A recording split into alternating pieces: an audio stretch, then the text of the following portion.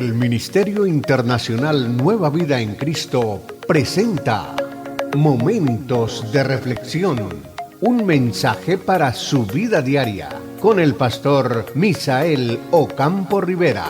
Bienvenidos. Hola amigos, cordialísimo saludo, bienvenidos a la reflexión en el día de hoy.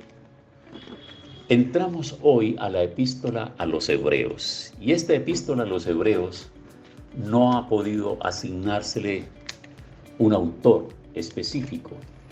El autor de los Hebreos es desconocido. Pablo, Bernabé, Silas, Apolo, Lucas, Felipe, Priscila, Aquila y Clemente de Roma han sido sugeridos por diferentes eruditos, pero el vocabulario, estilo y diversas características literarias de la epístola no apoyan claramente ninguna afirmación en particular.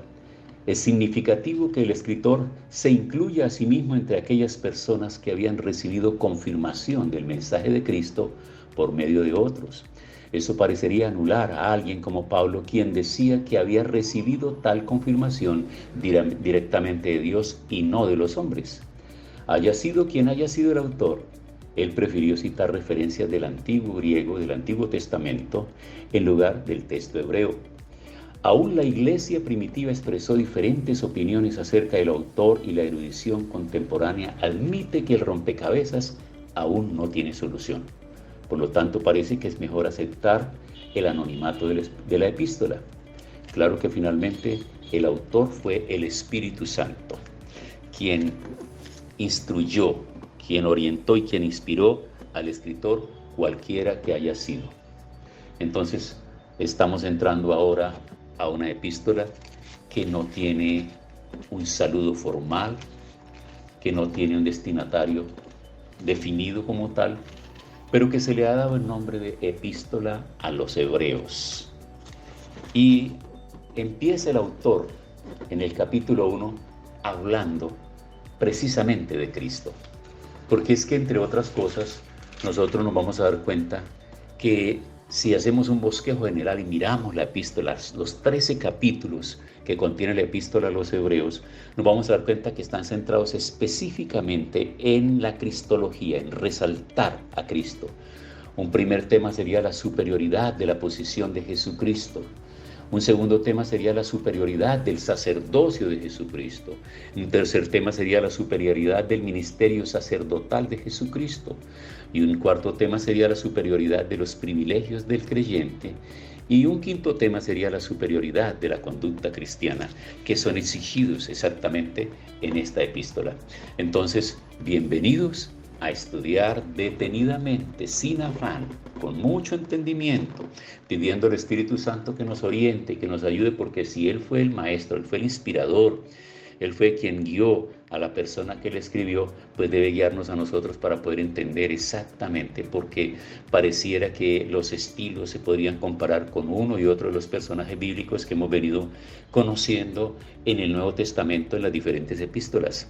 Pero hasta ahora no. Dice, Dios, habiendo hablado muchas veces y de muchas maneras en otro tiempo a los padres por los profetas, esa es una referencia al Antiguo Testamento, en estos postreros días nos ha hablado por el Hijo, a quien constituyó heredero de todo y por quien asimismo hizo el universo, el cual, siendo el resplandor de su gloria y la imagen misma de su sustancia, y quien sustenta todas las cosas con la palabra de su poder, habiendo efectuado la purificación de nuestros pecados por medio de sí mismo, se sentó a la diestra de la majestad en las alturas. Note que en esta primera parte del capítulo 1 de Hebreos se hace un recuento general desde el Génesis hasta el Apocalipsis prácticamente, porque está hablando del tiempo de los profetas, está hablando del tiempo de los padres, pero está hablando también del Hijo que fue constituido como heredero de todo, y que él asimismo fue quien hizo el universo, y está hablando de la purificación de nuestros pecados, es decir, tiene que ver con la obra redentora de Cristo, pero también está hablando que Él se ha sentado a la diestra de Dios, como lo vimos ya que el apóstol Pablo lo mencionó en las epístolas anteriores, hecho tanto superior a los ángeles cuanto heredó más excelente nombre que ellos. No se puede comparar. Porque ¿a cuál de los ángeles dijo Dios jamás, mi hijo eres tú? Yo te he engendrado hoy, y otra vez yo seré a él padre y él me será a mí hijo. Y otra vez cuando introduce el primogénito en el mundo dice, adórenlo todos los ángeles de Dios. Ciertamente de los ángeles dice, el que hace a sus ángeles espíritus y a sus ministros llamas de fuego. Mas del Hijo dice, tu trono, oh Dios, por el siglo del siglo, cetro de equidad es el cetro de tu reino. Has amado la justicia y aborrecido la maldad, por lo cual te ungió Dios, el Dios tuyo, con óleo de alegría, más que a tus compañeros. Y tú, oh Señor, en el principio fundaste la tierra y los cielos con obra de tus manos. Ellos perecerán, mas tú permaneces, y todos ellos envejecerán como una vestidura, y como un vestido los envolverás y serán mudados. Pero tú eres el mismo y tus años no acabarán. Es profundo esto, amigos. Hay que leerlo con detenimiento, hay que tener interpretación y discernimiento, porque el autor de esta epístola nos está llevando a nosotros a dar un paseo, un tour bíblico, porque está mencionando aspectos del tiempo cuando Cristo está en la gloria como Dios, formando parte de la Trinidad de Dios, Dios Padre, Dios Hijo, Dios Espíritu Santo, y es ese que se refiere Juan también, que al principio era el Verbo, y el Verbo era Dios, y el Verbo era con Dios. Y ese es Cristo Jesús. Cuando se convierte en esa realidad, porque ya al Nuevo Testamento vamos a darnos cuenta nosotros entonces que Cristo asume una forma humana, que Cristo desciende para vivir entre los hombres, que Cristo nace como hombre y se le conoce como el Hijo del Hombre. Entonces, cuando miramos estos primeros 12 versículos, nos estamos dando cuenta que el escritor nos está llevando a las profundidades para entender a Cristo no como un hombre simplemente, sino para entenderlo como el Dios, como Dios hecho hombre, como Dios, como el Hijo de Dios, y que vino y que fue desde antes. Por eso no podemos imaginar nosotros a Cristo Jesús como que tuvo principio y fin, simplemente tomándolo para el tiempo del Nuevo Testamento y desconociendo como si Él no existiese en el Antiguo Testamento. Y debemos tener mucha claridad sobre esto, porque a veces cuando las personas están leyendo el Antiguo Testamento y solo encuentran el nombre Yahvé o el nombre Jehová, entonces no logran entender por qué hacia el Nuevo Testamento ya se habla del Padre, del Hijo y del Espíritu Santo. Incluso algunos no entienden la manifestación del Espíritu en el Antiguo Testamento, no entienden y no comprenden la existencia de Cristo Jesús en el Antiguo Testamento, sino que todo se le atribuye a Jehová, o se le atribuye a Yahvé, o se le atribuye al Padre. Pero en esta primera parte, este primer párrafo, nos está llevando a entender esa existencia de Cristo desde siempre y hasta la eternidad. Él es Dios. Desde la eternidad y hasta la eternidad es Dios. Tenemos que entenderlo así desde el Antiguo Testamento. Pero cuando llegamos al Nuevo Testamento, amigos, aquí hay un paréntesis muy importante, porque el Dios Hijo decide hacerse hombre. Y esa es una decisión que toman allá en el cielo, en el trono de Dios Padre, con el Dios Hijo y con el Dios Espíritu Santo, toma esa decisión. La decisión de que Cristo, como Pablo lo describe por ahí en las epístolas que ya analizamos, siendo Dios, no estimó el ser igual a Dios, sino que se hizo hombre, y estando en la condición de hombre, no estimó el llegar a esa condición, sino que se hizo siervo, y estando en la condición de siervo, aceptó la muerte, y aceptó la muerte de cruz. Y fue a la cruz y murió, y resucitó al tercer día, y se levantó y comisionó a sus discípulos y los elevó a la condición de apóstoles, porque habían recibido las enseñanzas y estaban preparados y capacitados para empezar a conquistar el mundo conocido del momento. Y luego da fe la palabra.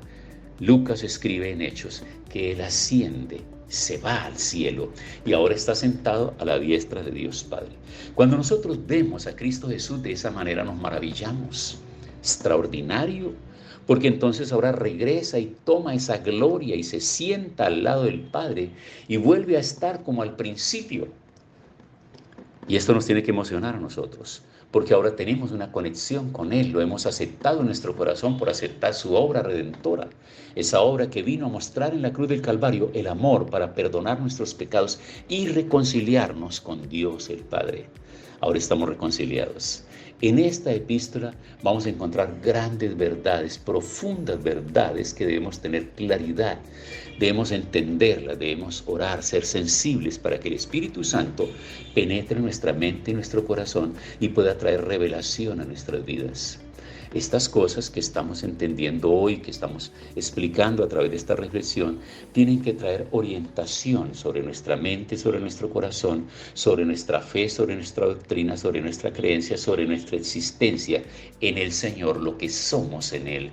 Por eso nosotros no practicamos una religión, por eso nosotros tenemos una relación, porque Cristo Jesús ha transformado nuestra manera de pensar y ahora nuestra forma de pensar permite que Él tome nuestra mente, nuestro pensamiento, nos instruya y su palabra puede entrar en nosotros para lavar nuestra mente, cambiar nuestros pensamientos y hacer que podamos entrar en esa conexión con Él y que el Espíritu Santo pueda revelarnos estos misterios y estos secretos extraordinarios que se encuentran en las páginas de la Biblia. Bueno amigos, tiempo para orar en el día de hoy y dar gracias a Dios porque estamos iniciando con paso firme, lento pero seguro. Hebreos trae muchas perlas, Hebreos trae muchas bendiciones, Hebreos nos va a enseñar muchas cosas. No estemos preocupados por saber quién lo escribió, interesémonos por el contenido, por la enseñanza, por la profundidad, por esa sabiduría, esa ciencia que es revelada a través de él. Oremos. Señor, muchas gracias por esta palabra. Gracias porque esta palabra trae sabiduría y trae revelación a nuestro corazón. Gracias por el autor de la epístola a los Hebreos, por estas enseñanzas que estamos empezando a extraer en el capítulo 1 y seguramente a lo largo de todos estos 13 capítulos seremos ilustrados y fortalecidos en nuestra fe. Gracias en el nombre de Jesús. Amén.